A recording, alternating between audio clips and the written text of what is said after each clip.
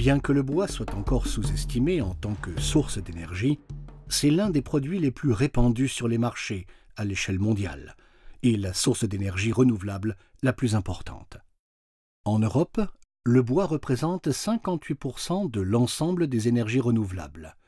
Il se place donc devant les énergies du vent, de l'eau et du soleil réunis. Dans les pays en développement, un grand nombre de gens couvrent la totalité de leurs besoins en énergie grâce au bois. Vu l'importance du bois comme source d'énergie renouvelable dans le futur, de nombreuses initiatives se sont créées pour promouvoir un usage moderne et propre du bois énergie dans le monde. Le bois pourrait être transformé d'une part en électricité, d'autre part en gaz, huile, essence et gazole. Cela n'est pas une utopie, mais une réalité. Aujourd'hui, la ville autrichienne de Güssing produit déjà 80% de son chauffage et 55% de son électricité par le bois. L'Afrique, avec ses ressources étendues de bois et ses régions arides, offre un grand potentiel pour commercialiser le bois. Par exemple, par l'échange de permis d'émission de CO2.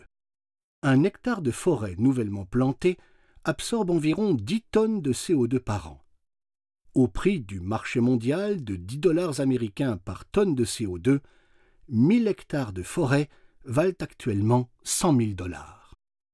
La production durable de bois de chauffage et de charbon de bois offre une nouvelle source de revenus aux petits paysans et peut fournir de l'énergie au niveau local.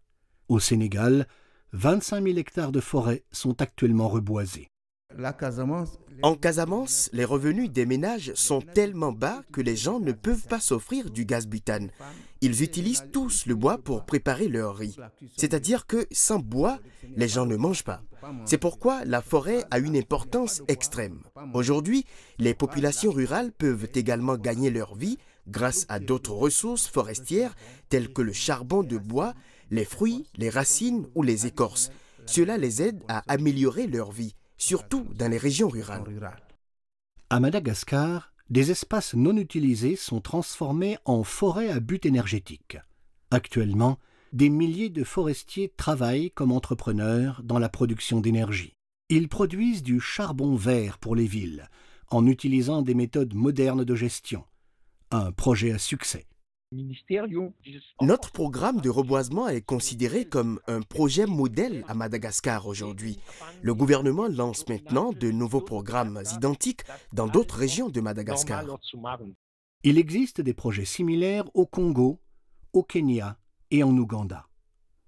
Au Rwanda, le bois constitue 5% du produit intérieur brut. Nous sommes toujours dépendants du bois pour nos besoins en énergie domestique à hauteur de 86%. Les habitants de régions urbaines, de même que ceux qui disposent d'un revenu plutôt élevé, dépendent pour plus de 95% du charbon de bois.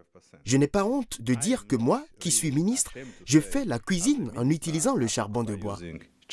Des organisations privées et gouvernementales investissent également en Afrique dans l'exploitation moderne du bois pour produire de l'énergie. En Ouganda, par exemple. Nous envisageons la technologie de gazéification pour les cuisines des institutions, les foyers privés, l'usinage, le séchage et l'électrification pour l'industrie et les réseaux ruraux.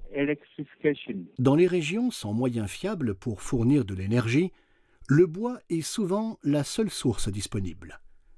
La deuxième plantation de thé du Malawi, Lugeri Tea, emploie jusqu'à 5000 ouvriers.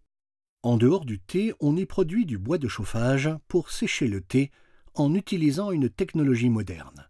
Aujourd'hui, Lugeri Tea est autosuffisante en énergie, alors qu'avant, elle dépendait des importations de charbon du Zimbabwe.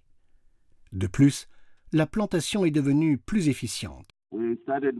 On a commencé à installer des sécheurs qui traitent plus de thé par heure. Les anciens sécheurs de l'usine faisaient 150 unités par mètre cube de bois, mais les sécheurs qu'on a maintenant font jusqu'à 400 unités par mètre cube.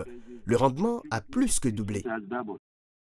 Donc, le bois est une matière première rare, précieuse, qui a un énorme potentiel, comme source d'énergie et comme produit d'exportation, et comme possibilité de vendre des permis d'émission de CO2.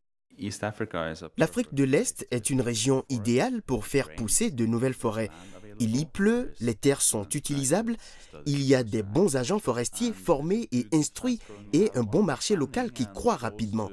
Une grande centrale électrique combinée de 15 MW est déjà en voie de construction et va bientôt voir le jour en Tanzanie. Depuis 15 ans, dans 4 pays d'Afrique de l'Est, Green Resources investit dans l'exploitation forestière durable. Presque la moitié de la production de bois des plantations sont des déchets utilisés pour produire de l'énergie. C'est un potentiel énorme. D'autres sociétés, telles que les banques et les assurances, voudraient également investir dans le bois, comme source d'énergie verte en Afrique. Le bois est devenu un vrai investissement pour l'avenir. Ces exemples montrent que ceux qui investissent maintenant dans l'exploitation forestière durable misent sur une source d'énergie prometteuse et pleine d'avenir. Si les pays africains reboisent aujourd'hui leur vaste territoire, ils pourront approvisionner leur population en énergie, établir un réseau d'énergie indépendant des sources d'énergie fossiles et fournir à leur pays une énergie sûre. Le bois, c'est la vie. Et ce pourrait être la clé pour alimenter l'Afrique en énergie. Aujourd'hui, mais plus encore demain.